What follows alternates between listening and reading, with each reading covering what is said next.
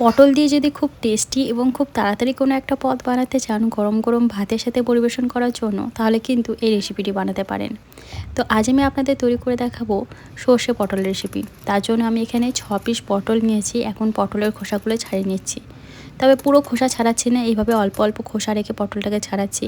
এইভাবে অল্প অল্প খোসা রাখলে কিন্তু পটলের খুব সুন্দর একটা গন্ধ থাকে, যেটা পুরো খোসা ছাড়িয়ে দিলে থাকে না। এখন পটলগুলোকে এইভাবে মাথা আর লাজা কেটে দেওয়ার পর মাছ বরাবর এভাবে কেটে নিলাম।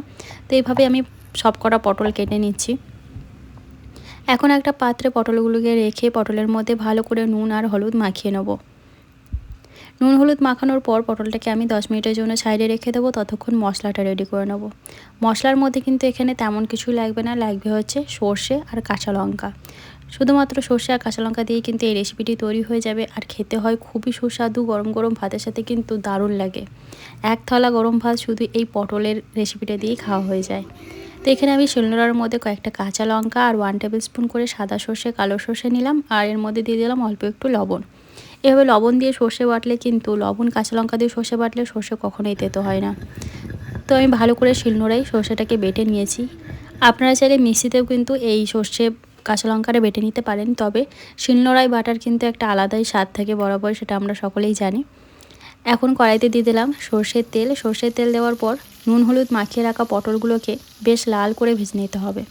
একবারেই আমি সব কটা পটল ভাজছি না, এখানে আমি হাফ হাফ করে ভেজে নেব।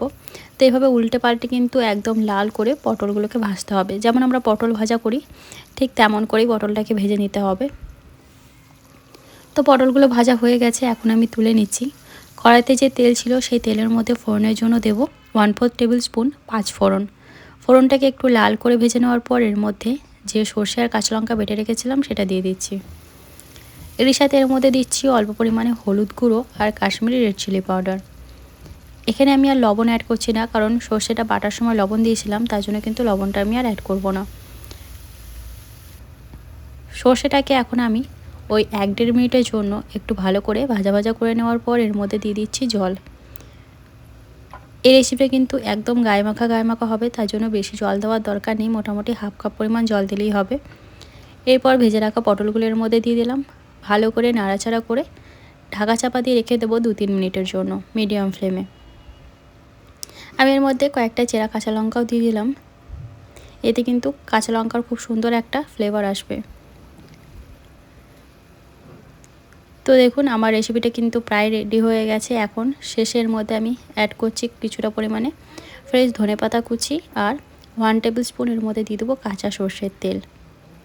তো ব্যাস, আমাদের এই পটলের রেসিপিটি কিন্তু একদম রেডি হয়ে গেছে। অবশ্যই পটল দিয়ে এই রেসিপিটি একবার বানাবেন, গরম গরম ভাতের সাথে কিন্তু খুবই দুর্দান্ত লাগে। আজকের রেসিপি যদি আপনাদের ভালো লাগে তাহলে কিন্তু অবশ্যই ভিডিওতে একটা লাইক দিয়ে চ্যানেলটা সাবস্ক্রাইব করার পাশে থাকবেন। তো আজকের মতন বাই, আবার চলে আসবো নতুন কোনো রেসিপি নিয়ে।